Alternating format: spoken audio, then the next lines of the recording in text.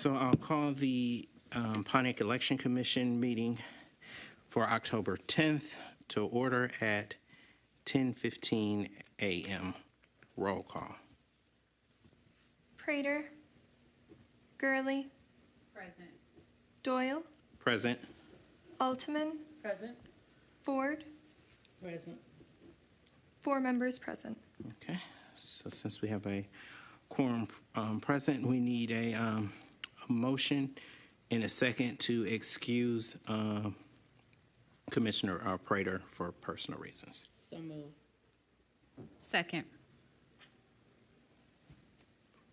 Roll call. Gurley. Yes. Doyle. Yes. Altman. Yes. Ford. Yes. 4 yeas. Okay. Commissioner Prater is excused. Are there any amendments to the agenda? I have a question about number 6. Mm-hmm. Is the date correct? Oh, no. That's right. Okay. So when we get to that item on the agenda, we can just amend Okay. the resolution.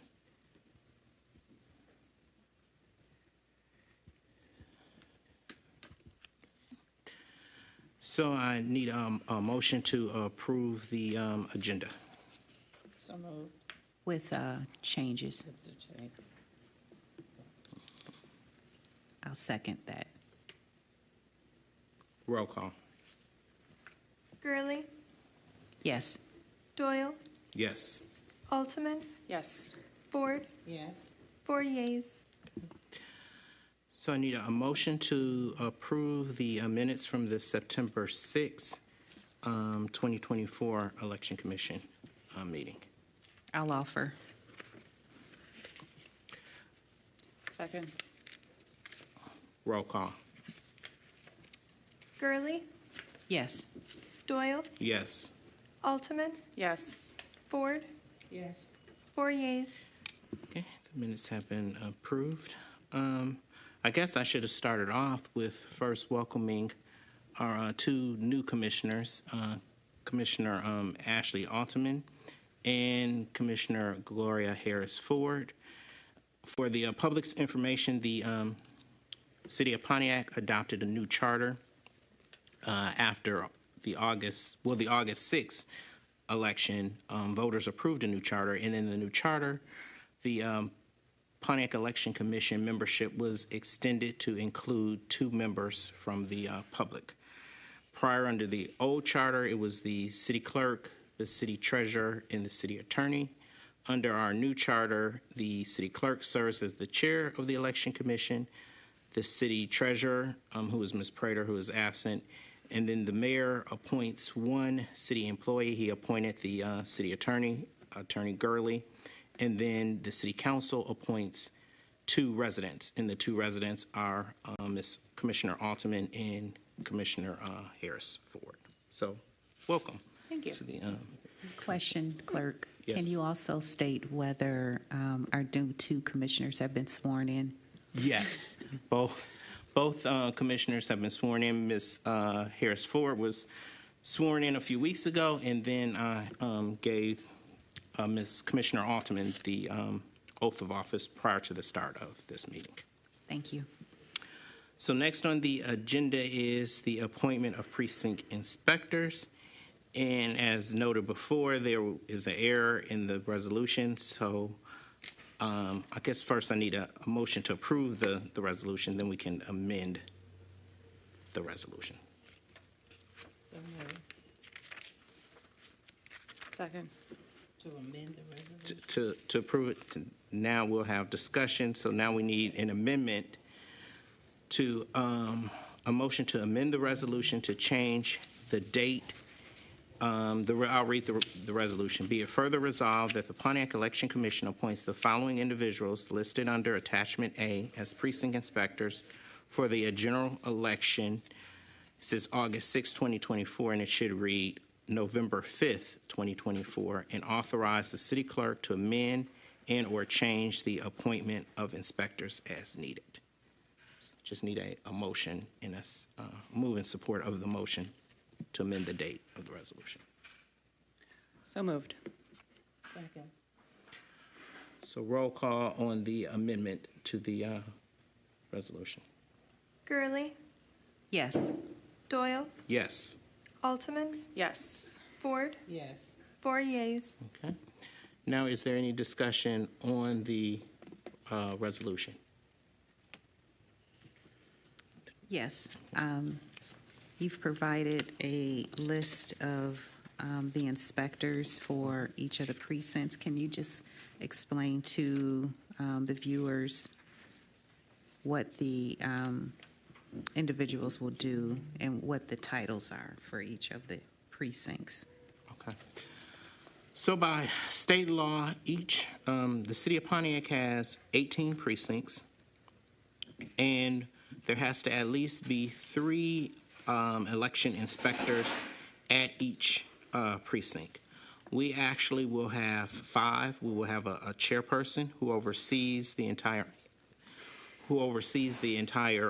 precinct, a co-chair who assists the chairperson, and then we have 3 inspectors, and I'll let Ms. Hoadley explain the roles of the 3 different inspectors.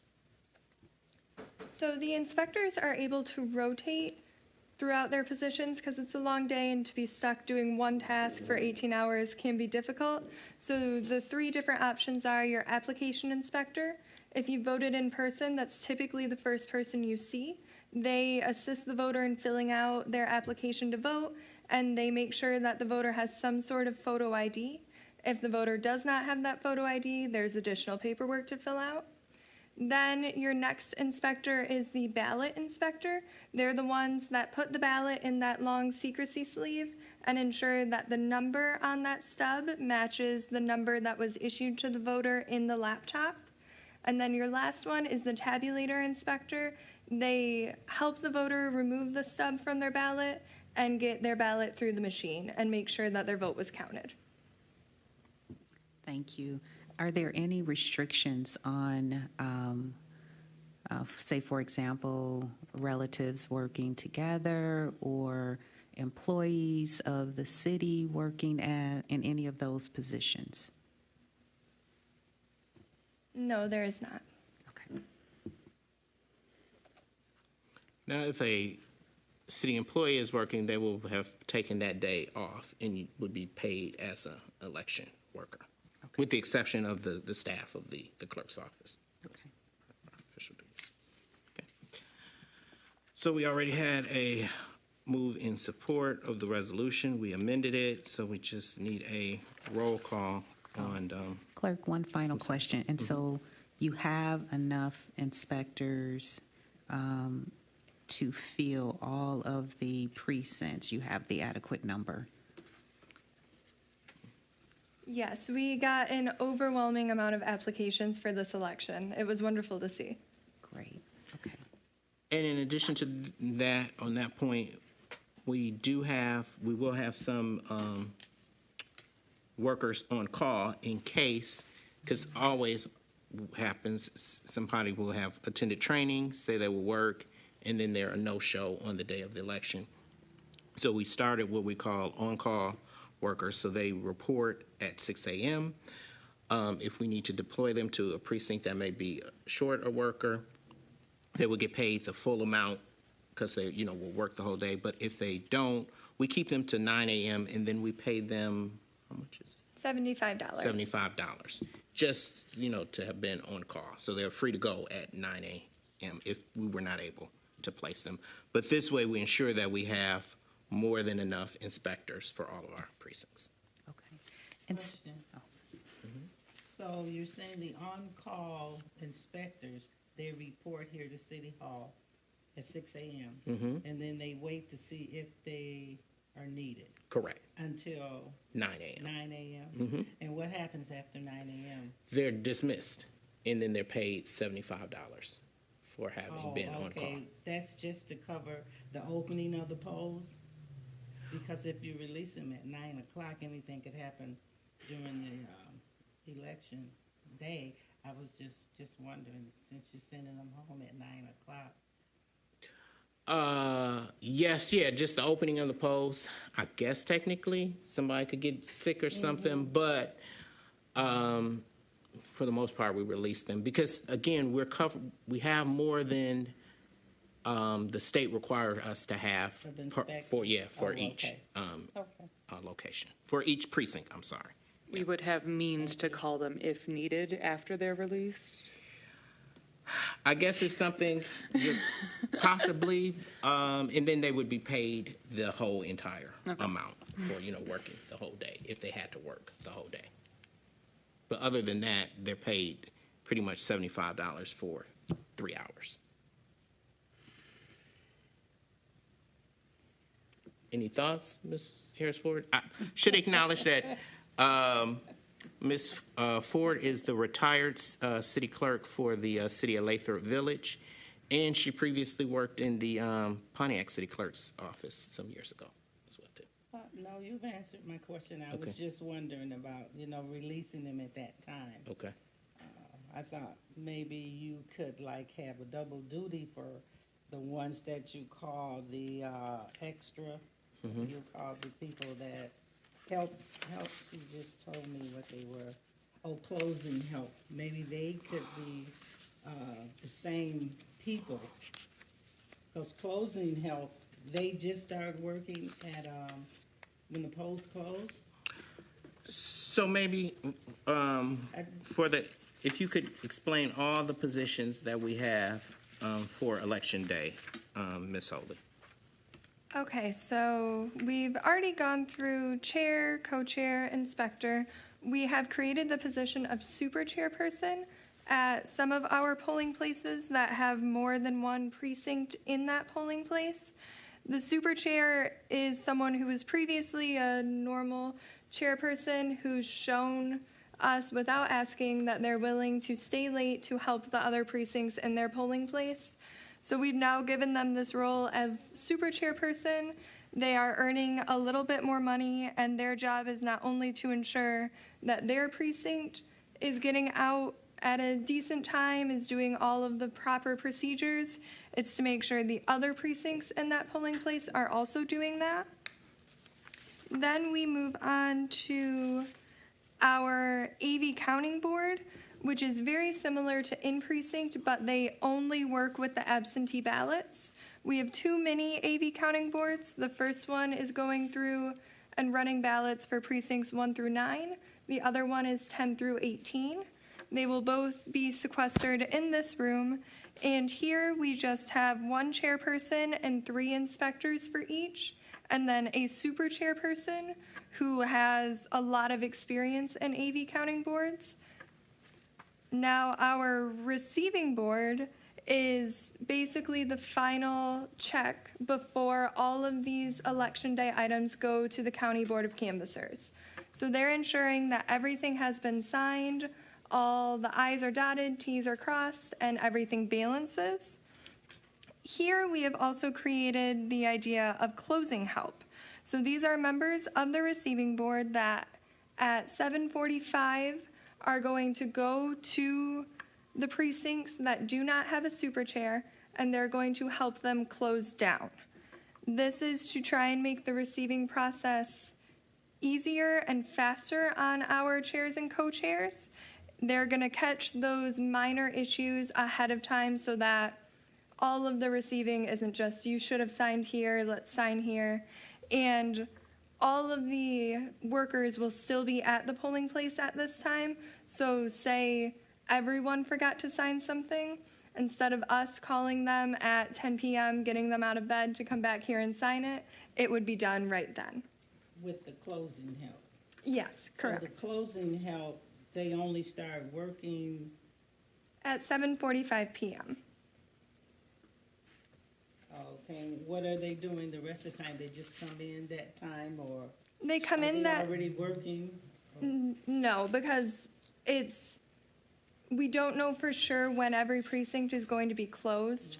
So I think previously we had used some of our inspectors for the receiving board, and timing-wise, it didn't always work out. Okay. So after the closing help has finished at the precinct, they're going to come back to City Hall and perform their normal receiving board duties. And I see you have identified the precincts that will be needing the closing help. So those inspectors, the closing help, know at 7:45 to go to precinct 15, go to precinct 7 and help them close. Yes. And their pay is, Their pay is $325. and they're working, They're working typically 7:45 to midnight, 1 a.m., depending on when we're able to get out of here. okay, thank you. We then have our movers who help us the day before and the day after Election Day to get all of our equipment to the polling places. We have our runners who are available on Election Day. If the precinct needs something, they can call the office, and if it's rubber bands, highlighters, whatever it may be, the runner can take that out to them. We also have our location monitors, one for each polling place. They are there to really kind of ensure that all rules are being followed, specifically that campaigning nowhere past 100 feet boundary. So they are watching that. They're making sure people aren't coming in wearing political items, those sorts of rules. They're also there to help de-escalate situations if voters or challengers, poll watchers, anyone might be getting a little unruly. We have our rovers. They actually ride with myself and Mary Castro, our elections person, and they help us help the election workers. So they're taking the phone calls while we're driving around. They're taking notes of what, excuse me, sorry, of what different places might need and assisting us throughout that process. And then we have 3 people in office that help Sheila do everything from voters coming in, register to vote, phone calls, anything of that sort. And we currently have 2 on-call workers, which we've talked about. Are these positions used at all the elections or just this particular one because it's the presidential election? Most of them are used at all of them, but closing help and super chair are both brand new, so and the AV counting board. So this is the first time we're implementing those positions. Okay, thank you. And the reason for that was after the August primary, I think we didn't wrap up until, it was well after 1 a.m. So we're just trying to figure out different ways that we can speed up the process. We want to make sure we're doing everything accurate, but providing precincts additional help and support that they need. So we're trying to do that. I'm sure as you're aware, Ms. Ford, the receiving board is supposed to catch any particular errors that actually happen at the precinct. By having these super chairs, they would have support all throughout the day, as opposed to at the end of the day, oh my goodness, you know, you gotta try to redo everything. And then providing them help with closing at the end of the day too. So we're just trying some new things to see how this assists us in the process. Okay, thank you. I didn't ban this on. They didn't hear all my good questions. Okay. So since this is the last election commission meeting before the actual election, could you go through the day, the hours of voting and early voting as well? Sure. So actually, we are doing absentee voting. Absentee voting started on September 26th. So voters now have 3 different options to vote. You can either vote by absentee ballot, you can early vote, or now what we're saying that you can vote on election day, which actually is your last day to vote. So we can mail you an absentee ballot, or you can vote in person by absentee ballot in the clerk's office now all the way up until November 4th at 4 p.m. The clerk's office is open daily Monday through Friday from 8:30 a.m. until 4:30 p.m. The weekend before the election, that Friday, which I believe is November 1st, will be open until 5 p.m. and then we'll be open both Saturday and Sunday, which are November 2nd and 3rd from 10 a.m. until 2 p.m. And then we're open all day, Election Day as well too, because now you can register to vote up through Election Day. You would just have to have proof of residency. Early voting begins on October 26th and runs through November 3rd. And early voting is just like voting on Election Day, but early voting is taking place, our early voting site is the Pontiac Public Library. So the hours for early voting are 8:30 to 4:30 every day with the exception of Thursday. So Sunday, Monday, Tuesday, Wednesday, Friday, and Saturday, their hours are 8:30 a.m. until 4:30 p.m. On Thursday, the hours for early voting are 12 p.m. until 8 p.m. And again, early voting will occur at the Pontiac Public Library. And then you can vote on Election Day. You would have to go to your assigned polling location on Election Day to vote. If you have any questions, feel free to contact the clerk's office at 248-758-3200, or you can go to mi.gov/vote. Put in your name. It will tell you if you want to track your absentee ballot, you can do that. And by tracking your absentee ballot, it will show when you requested the ballot. It will show you when we mailed you out your ballot. It will show when you returned your ballot, too, that we've actually received the ballot back from you. And again, you can return your absentee ballot to the clerk's office, to any of our 4 secure drop boxes, which are under 24-hour surveillance. We have one right outside of City Hall here. There's one at the Bowen Center, which is 52 Bagley. One at the fire station on Huron, 787 West Huron. And then one at the Ruth Peterson Center, which is 990 Joslin. So all of the drop boxes are under 24-hour surveillance, video surveillance, and are accessible 24 hours. You can also, this time, if you want to, you can return your absentee ballot to the early voting site if you want to actually put it through the tabulator yourself, or to your assigned precinct on Election Day. So the law has changed to allow you to do that as well, too. The clerk's office will be, voters should be receiving either later this week or the very beginning of next week. We're mailing a sample ballot out to all registered voters.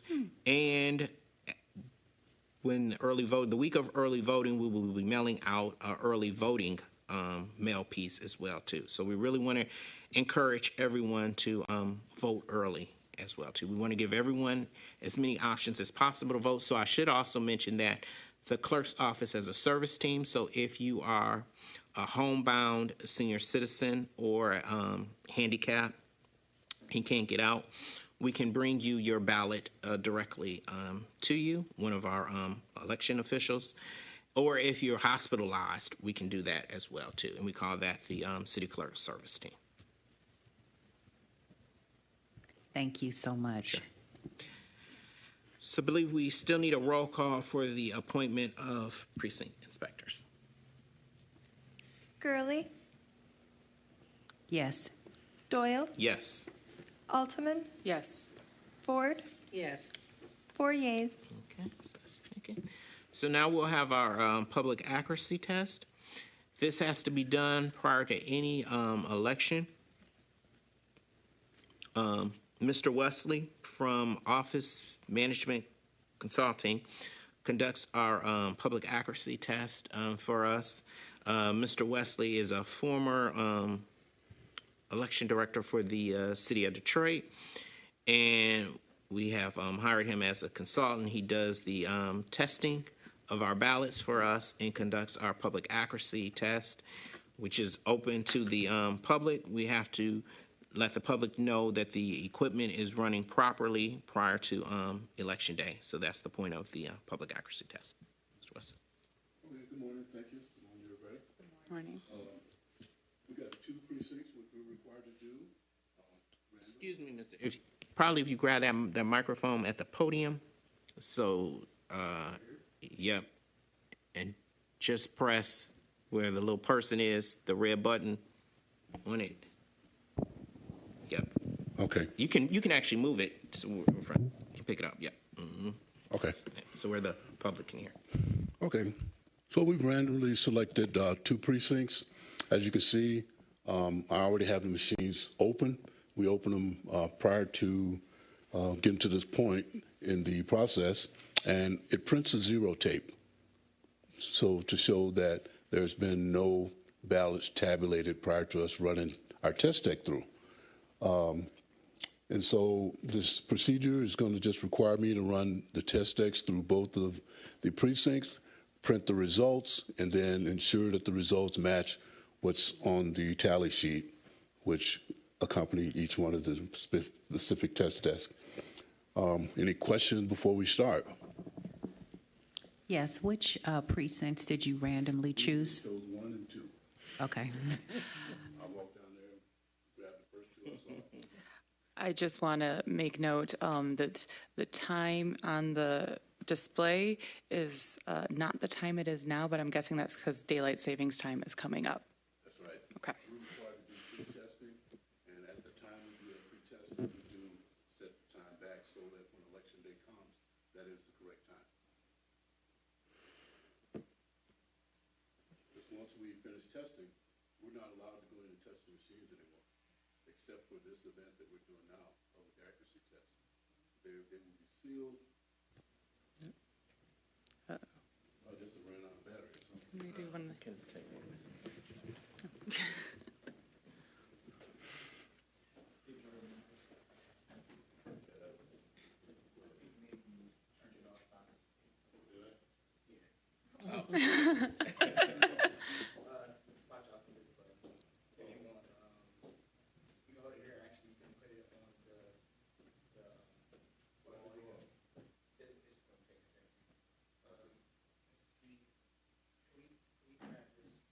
This one right here? Let's see here. Yes.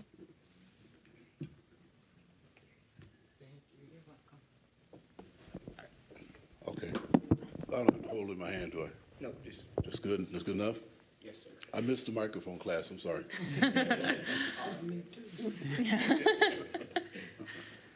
Okay, so any other questions before we get started? Now, our test deck consists of 55 ballots, so it's going to take a minute to run these through. I'm going to run them through simultaneously, so I'm going to be running back and forth between the 2 machines so that we can kind of save time, or someone might want to volunteer to come run ballots through one of the machines. I can help. Come on down. Like Bob Barker, come on down. Okay, so the ballots can be fed through in any orientation, doesn't matter. If it's a ballot that has a mistake on it, which is done intentionally to ensure that it's handling that properly, always hit the button that says cast it as is.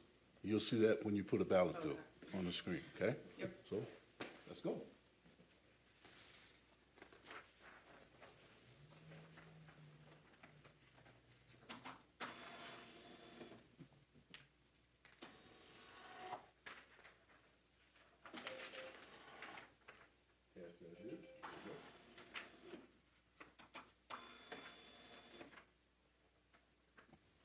So if you could alert the viewing audience that it comes on the screen what the error on the ballot actually is. Like if you've overvoted, if it says, vote for no more than 3 and you voted for 4, it will alert you. So if you want to make a correction to your ballot, you're able to. But if you don't, then you're able to just simply cast your ballot as is, and it would not count for that particular race.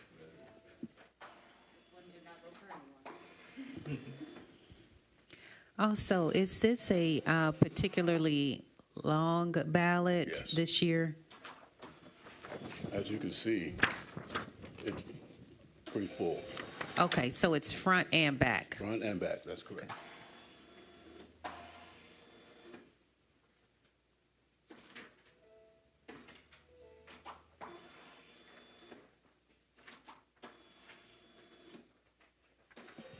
And that's one of the reasons why we do a sample ballot now. So if you're actually voting at the precinct on election day, you will have already seen what the ballot looks like. I think there's one proposal on the ballot as well, too. So, Mr. Wesley, does the machine read simultaneously the front and the back? You don't have to put it through and then it comes out and then you turn it over and put it back in? No, it reads the front and back simultaneously. Okay.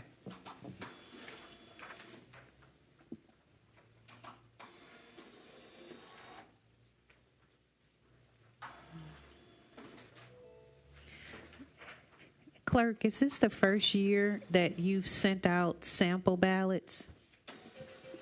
It is not. I try to do it every election. I don't think we did one for the primary, but we did do one for the presidential primary, which was in February. So yeah, we try to send them sample ballot.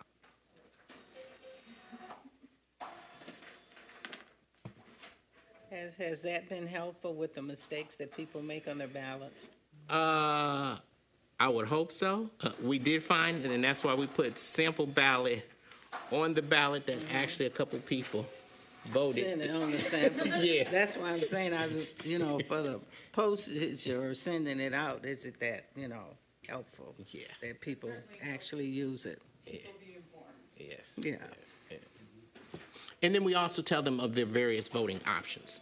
So they'll know about early voting because this is the first year that early voting is in effect in Michigan. And it's still a new process. People have not understood the difference between absentee and early voting, but actually you can early vote because some people will come in asking to early vote and we tell them it's not time to early vote. So this gives them the information about early voting as well too. Do you use the same inspectors at the library? No, that's a different group. Okay, Of they're inspector. not, we don't have to approve them? I didn't, Oh, because I should mention, for our early voting site, we're in partnership with the county. okay. So the county oversees early voting for us. Oh, Yes. okay. I forgot the number of communities in Oakland County that actually use the county as their partner for Oakland for early voting. Oh, We could have okay. done it ourselves, but Yeah. it's a lot easier that we're in partnership with Oakland County. They actually do the counting of the AVs too, though, don't they? They At do the- count. We're in partnership with the county to count our absentee ballots, but they only count our absentee ballots that we receive up through prior to 4 p.m. the day before the election. They So have to any deliver 'em. any ballots that we receive after absentee ballots after 4 p.m. the Monday before the election or on election day, we have to count those ballots ourselves. That's the mini. Right, yes, and that's we, in prior elections, we were taking those ballots to the actual precincts and running them through the tabulator there, but because we're figuring the increase, that we actually are now allowed to have a mini absentee counting board, which you saw, that will actually count those ballots. So our staff will pick the ballots up from the post office or those that are dropped off in the office or to any of our drop boxes. And take 'em We to will the mini. verify the ballots and then to verify the signature, the same process that we utilize. And then the mini AV counting boards count those ballots.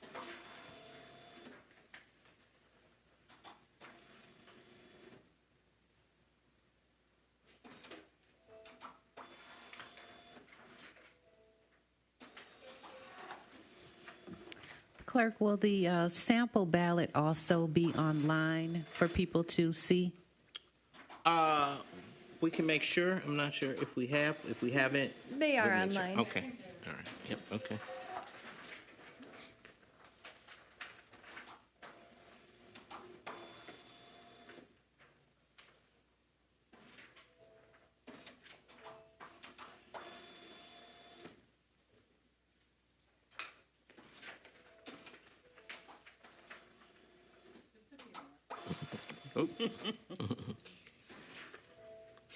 And I should note that some of our polling locations have multiple precincts. Like, for example, at the Bowen Center, it's precincts 4, 5, and 6. So, as with these tabulators, you can only insert your ballot. The tabulator is assigned to a precinct. So, if you're in precinct 4, you can't insert your ballot into precinct 5 tabulator, and the tabulator will show that it's not a valid ballot for that tabulator. Because just with the hustle and bustle of having multiple precincts in one location, sometimes voters possibly may go to, but the inspectors are there to assist them, but there is no way that you can insert your ballot in the wrong tabulator. That's actually part of his test deck. Yes. Is that correct, Mr. Wesley? That is correct. The very last ballot in the test deck is called the wrong precinct, and it will reject it.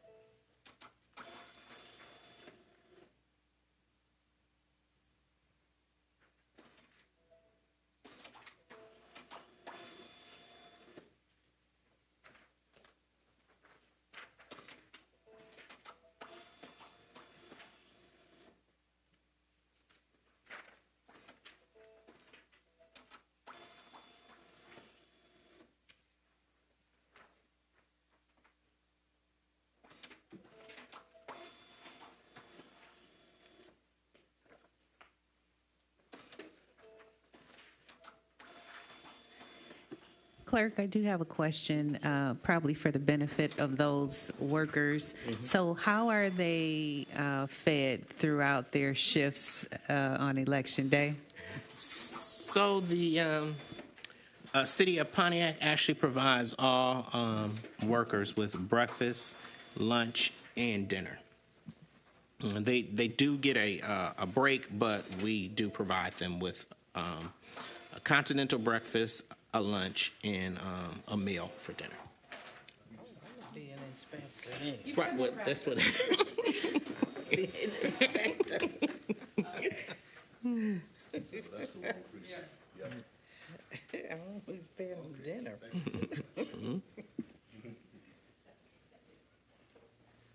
Okay, so we have run all 55 ballots through. At this point, I am going to close the machine, and it will automatically print the results tapes.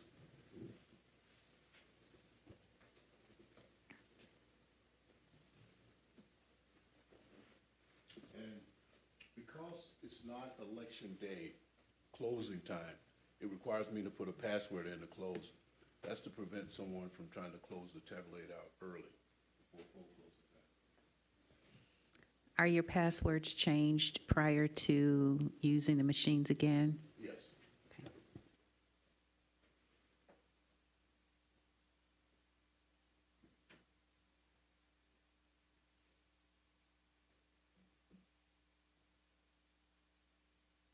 And we leave the tape intact, so you got a continuous tape from the time we started till the time that we close, so it will show that there's no tampering with the tapes. Only time you'll see a break in it is if it ran out of tape and you had to replace the spool. You don't leave, do you leave the testing tape on there, or do they start out with the new tape when they open the polls? We're gonna Okay. take this off and That'll be a part of your, it'll be a part of the record, the archive, to show that we did test. Now, the way these machines are designed, they actually transmit the results to the county. But for security reasons, it normally will print 3 tapes, but it will print 1 tape, and then it will actually go into transmission mode, and it will transmit the results to the county. The reason they do that is you want to have a record of what was actually tallied on the machine before you transmit. So in the event that there is a question, you always come back to that very first tape. So at this point, you see it's enabling the modem to transmit. it's not going now, is it, No. to the county? Yeah, Oh, really? yeah. So they'll have a record that we did this. Yeah, okay. That's good. And we've already tested the modems on these, so we know that it connects and transmits. I believe the county just leave their system connected, turn on at all times. And it's going through the connecting process.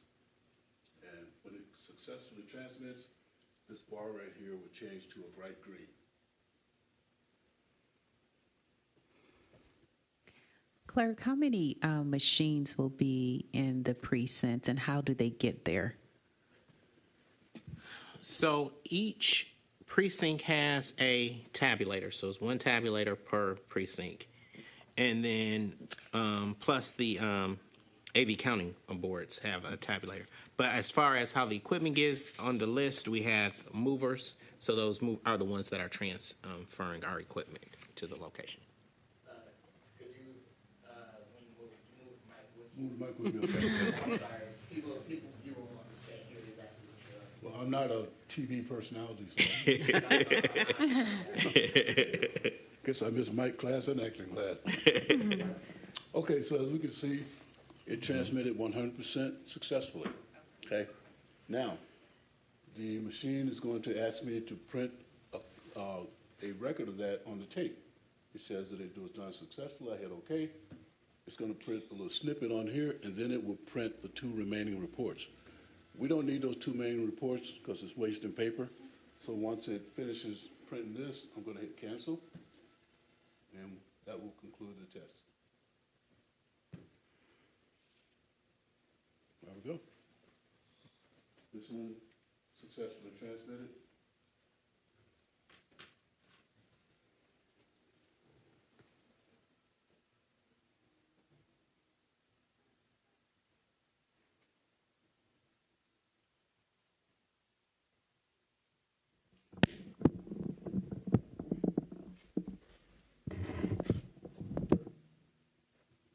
Okay, so at this point, I can tear this off.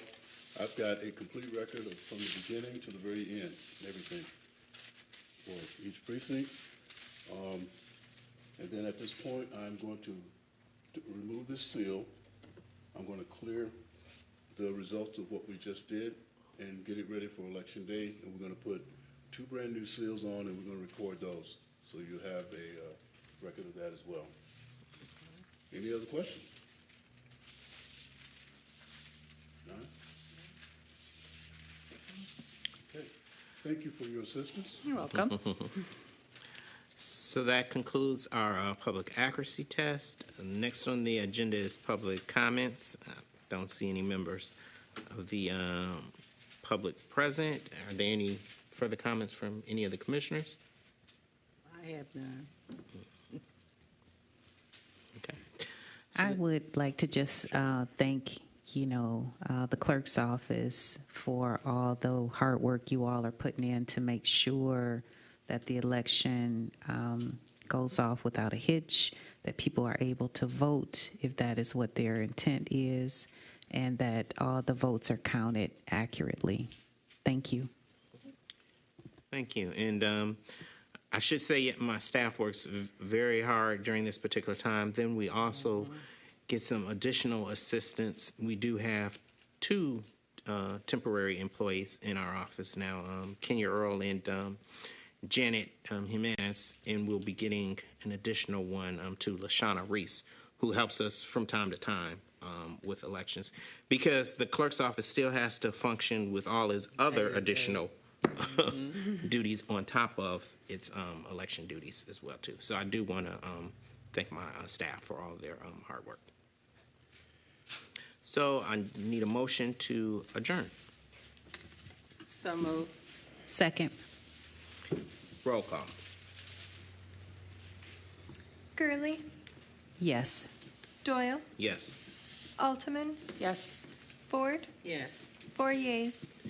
So we'll adjourn the meeting at 11:01 a.m.